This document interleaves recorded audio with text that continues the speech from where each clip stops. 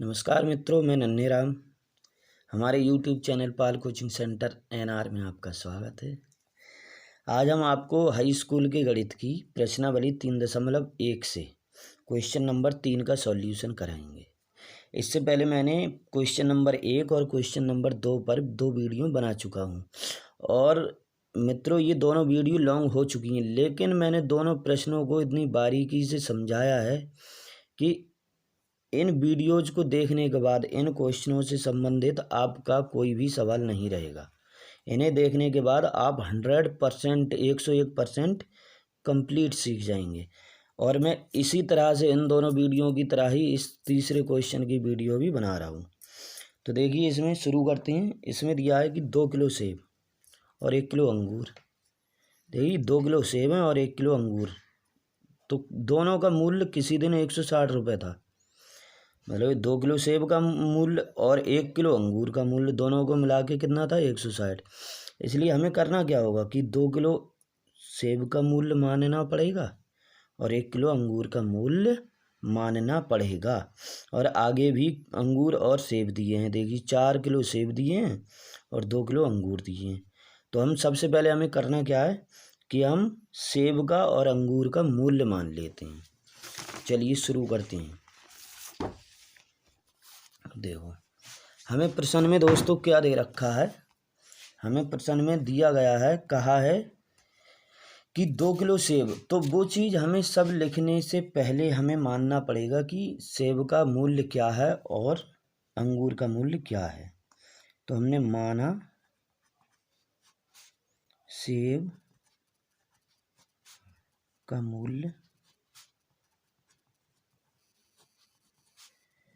X रुपये है। तो सेब का मूल्य हमने X रुपये मान लिया है। अब हम अंगूर का मूल्य मान लेते हैं तथा अंगूर का मूल्य, देखिए अंगूर का मूल्य क्या है, इसे हम 22 रुपये मान लेते हैं। अंगूर का मूल्य हमने मान लिया है 22 रुपये। तो सेब का मूल्य X रुपये हो गया और अंगूर का मूल्य हो गया 22 रुपये। अब हम प्रश्न के अनुसार चलते हैं। देखिए, प्रथम शर्तानुसार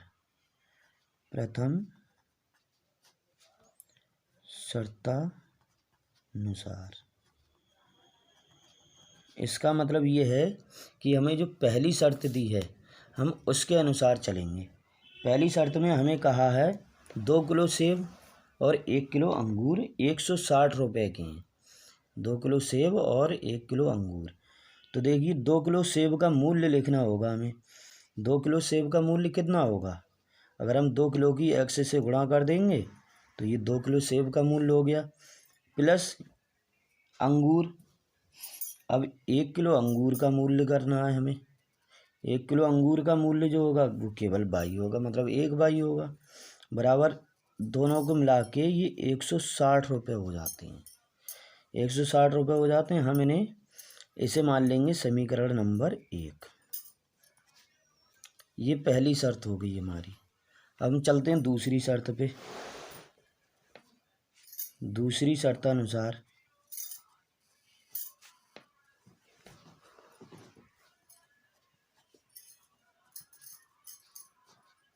देखिए, दूसरी शर्त क्या कहा है इन्होंने। दूसरी शर्त में बोला है 4 किलो सेब और 2 किलो अंगूर। तो 4 किलो सेब का मूल्य कितना होगा, 4X, प्लस 2 किलो अंगूर का मूल्य 2 किलो अंगूर। अंगूर के लिए हमने मूल्य माना है 22 रुपये। 300 रुपये के मिलते हैं। ये कितने के मिलते हैं, 300 रुपये के। हम इसे थोड़ा सॉल्व कर सकते हैं। मैं इसमें दोनों तरफ 2 से भाग कर दे रहा हूँ। देखिए, 4 में 2 से भाग करेंगे 2X बचेगा, प्लस 2/22 में 2 से भाग करोगे केवल 22 बचेगा। इधर 300 में जब 2 से भाग करेंगे तो हमारे पास बचेगा 150। यह हमारे लिए मिला समीकरण 2 नंबर। तो प्रश्न में हमें ये भी दिया है कि इन्हें बीजगणितीय रूप में लिखो और ज्यामितीय रूप से हल करो। ज्यामितीय रूप में हल करो। तो बीजगणितीय रूप में होता क्या है, जैसे ये 160 है इसको हम इधर ले आएंगे एक्स वाई की तरफ, और बराबर के इस साइड में केवल 0 बचना चाहिए, तो ज्यामितीय बीजगणितीय रूप हो गया। तो हम समीकरण 1 व 2 को बीजगणितीय रूप में लिखते हैं। बीज गणितीय, देखिए बीजगणितीय रूप कैसा होता है। बीजगणितीय रूप, ये समीकरण हमें एक ये दिया है 2x प्लस वाई, तो 160 को हमें इधर ले लेना है बाएं हाथ की तरफ, तो इधर ये प्लस में है, बाएं हाथ की तरफ जब आएगा इसका चिन्ह चेंज हो जाएगा, प्लस का है अभी तो माइनस हो जाएगा, और माइनस का होता तो प्लस हो जाता। तो ये ऐसे हो जाएगा कि 2x प्लस वाई और माइनस हो जाएगा 160 बराबर रहेगा हमारा 0। ये हमने पहली समीकरण को कर दिया। दूसरी को देखिए, इस वाली को, इसमें क्या करेंगे 2x प्लस वाई, देखिए ये 150 इधर आएगा माइनस में आ जाएगा 150 बराबर 0। इसे हम समीकरण नंबर 3 नाम दे सकते हैं, और इसे समीकरण का नाम दे सकते हैं 4, क्योंकि हमें इनकी खैर आवश्यकता तो नहीं पड़ेगी, फिर भी मैंने समीकरण का नाम दे दिया है, गिनती सही रहती है इनमें।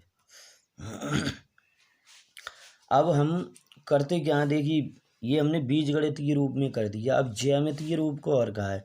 ज्यामितीय रूप में हमें करना क्या होता है, ग्राफ को सॉल्व करना होता है। तो ग्राफ हम तभी सॉल्व कर सकते हैं जब हमें एक्स अक्ष के और वाई अक्ष के बिंदु पता हों। तो चलिए हम समीकरण 1 से अभी एक्स और वाई के मान निकालते हैं। समीकरण 1 से, समीकरण फर्स्ट से, देखिए समीकरण फर्स्ट क्या है, पहले तो हम समीकरण फर्स्ट लिख लेंगे। समीकरण 1 हमें दे रखा है 2x plus Y, 2x plus Y बराबर 160। इस वाई को हम इधर लेके जाएंगे सीधे हाथ की तरफ, तो ये हो जाएगा 2x वाई उधर जाके हो जाएगा 160 माइनस का वाई। अब ये x हमें यहीं पे रखना है, ये जो 2 है वो इसे भी हटाना, क्योंकि हम केवल x का मान निकालेंगे। तो ये 2 इधर गुणा में इधर बटे में आ जाएगा 160 माइनस वाई बटे हो जाएगा हमारा 2। अब हमें क्या करना है, इसमें वाई का हमें ऐसा मान रखना है जो कि ये 2 से, जैसे हम इसमें से घटा दें तो 2 से मतलब कटता रहे, 2 से कटता रहे। चलिए मैं वाई का मान कुछ मान लेता हूँ। अभी हम ऐसा मान मानेंगे जो कि आसान हो और लगभग दोनों के मतलब बीचा बीच में या बराबर, जैसे x का मान और y का मान समथिंग बराबर बराबर हो, कोई ज़्यादा खास बराबर भी नहीं हो। जैसे अगर मैंने मान लो यहाँ y बराबर 40 रखा, तो 160 में से 140 जाएगा, तो ये बचेगा हमारा वही 160 में से जब 40 जाएगा 120 बचा, 120 को हम 2 से भाग करेंगे 60 बचेगा, तो हम y बराबर 40 रख सकते हैं। देखिए तो माना, यहाँ क्या माना, क्या जब हम y बराबर क्या मान रहे हैं, हम यहाँ पे 40 मान ले रहे हैं। तो देखिए हमें x बराबर कितना मिलता है, x बराबर, तो x बराबर 160 माइनस हमने यहाँ रखा 40, यहाँ बटे में 2 है। अब देखिए x बराबर 160 में से 140 जाएगा तो 120 बचेगा, 160 में से 40 जाएगा तो 120 बटे में 2 है, 2 से ये काट देंगे हम तो 60 बचेगा। x का मान कितना आ गया हमारे पास, 60 आया। कब आया है, जब ये y बराबर हमने 40 रखा है तो देखो y का मान जब 40 है तो x का मान है 60। अब हम y का मान 50 रख देते हैं, यहाँ पे लिख दो y का मान 50 रखने पर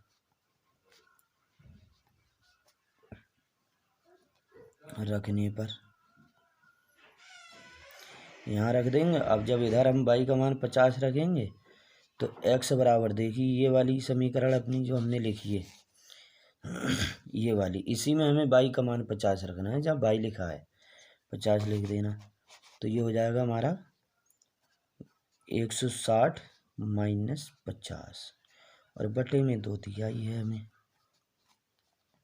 देखिए तब ये x बराबर बचेगा 110 और बटे में होगा 2, बटे में क्या होगा 2 होगा। तो 2 से जब हम इसे काटेंगे तो ये आ जाएगा 55, ये आ जाएगा। तो जब हम y बराबर 50 रखते हैं तब हमें x बराबर मिल जाता है 55। ये मित्रों हमें पहली समीकरण से x और y के मान प्राप्त हो गए हैं। अब हमें क्या करना है, यहाँ पे एक थोड़ा सा बॉक्स बना लेना है। x y बना लो, वरना कोई आवश्यकता नहीं है, थोड़ा समझने में सही आ जाता है। देखिए ये छोटा सा बॉक्स मैंने बना लिया है x और y के मान लिखने के लिए। इधर मैं x लिख देता हूँ, इधर y। देखिए जब हमारा y का मान 50 है, पहले यहाँ से देखो y का मान 40 है तो x का मान 60 है। y का मान 40 तो x का मान 60 होगा। जब y का मान 50 है, जब y का मान 50 है तो x का मान जो होगा 55 होगा। दोस्तों देखिए इसमें करना क्या है, हमें इसे हमने x और y के मान जो निकाले हैं ये कुछ फिक्स नहीं होता है। आप 40 की जगह 10 रख सकते हैं, 20 रख सकते हैं, कुछ भी ऐसा मान रख दीजिए ताकि ये आसानी से यहाँ पर रखने पर, y की जगह रखने पर सॉल्व हो जाए।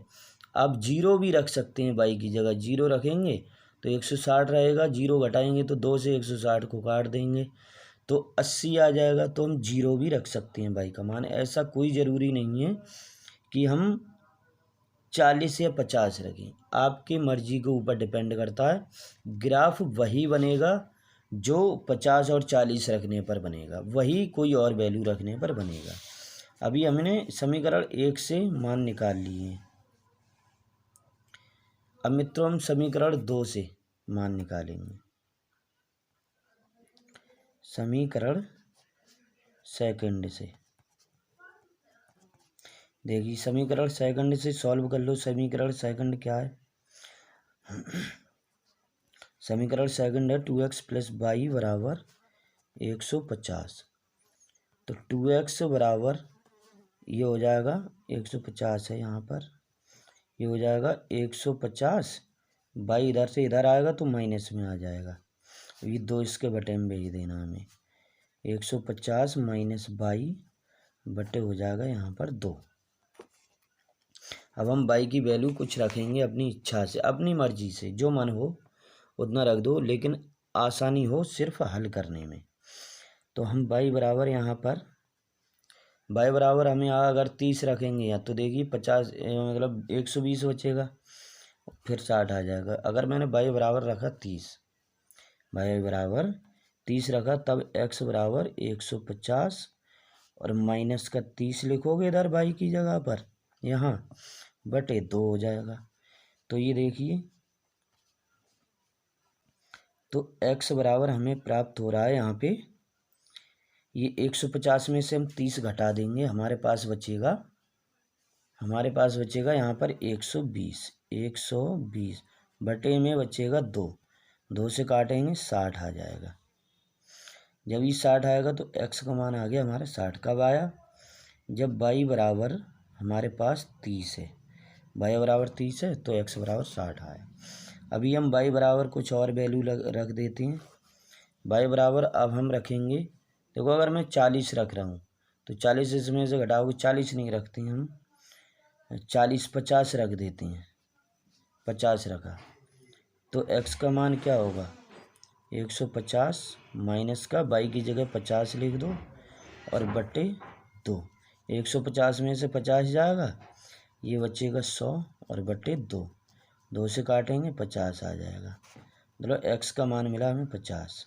जब y का मान 50 तो x का मान 50। अब हमें वही बॉक्स टाइप बना लेना है। देखिए x और y की वैल्यू रखने के लिए इसमें ये हमारा x का मान होगा, यहाँ y की लिख देंगे। जब देखिए मैंने इसमें y बराबर 30 लिया है, y बराबर कितना लिया 30, तो x का मान हमें प्राप्त हुआ हैगा 60 मिला है। जब हमने y बराबर 50 लिया है तो x का मान भी 50 आया है। तो अब ये दोनों हमने बॉक्स बना लिए हैं, बॉक्सेज। अब इनके थ्रू हम अपनी जो है ग्राफ सॉल्व करेंगे।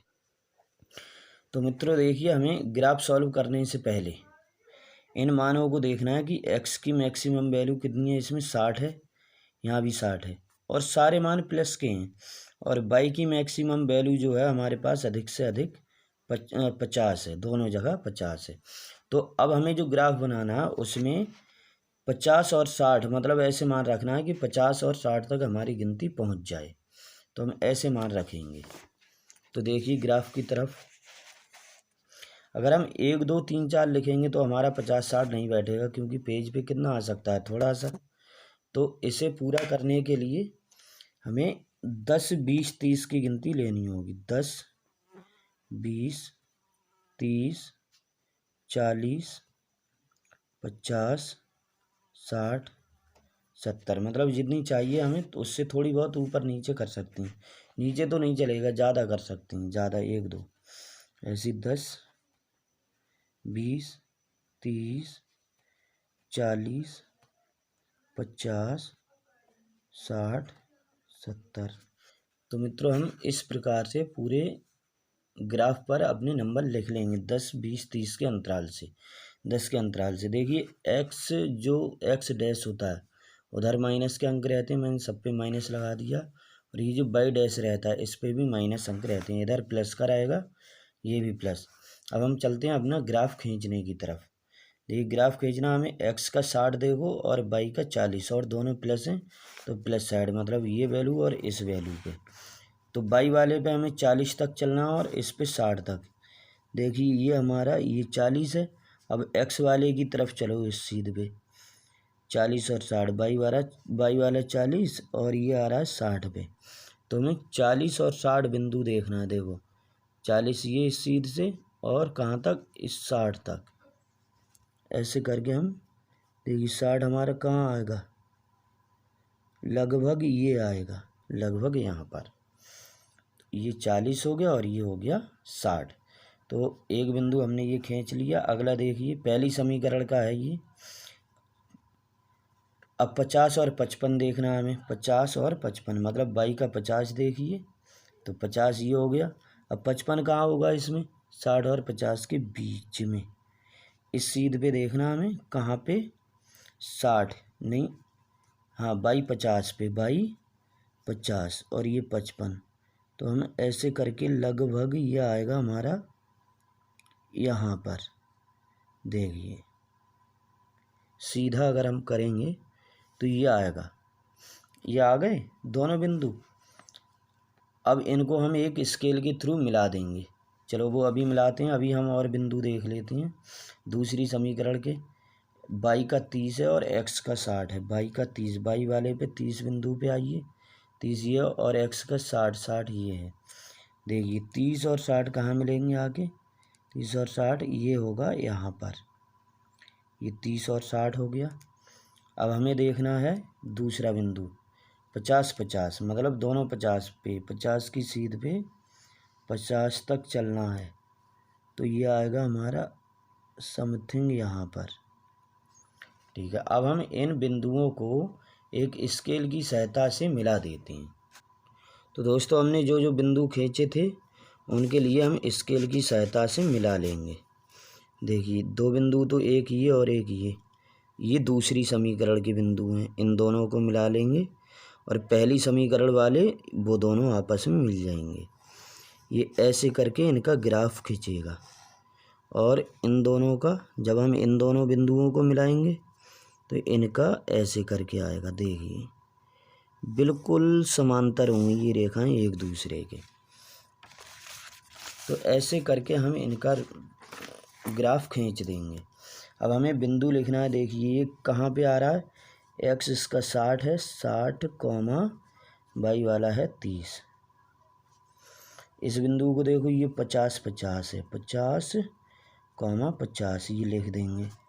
इधर ये वाला है, देखो x का लिखोगे, पहले x का लिखते हैं 55 कॉमा क्या है 50 पे आ रहा है, 55 कॉमा 50।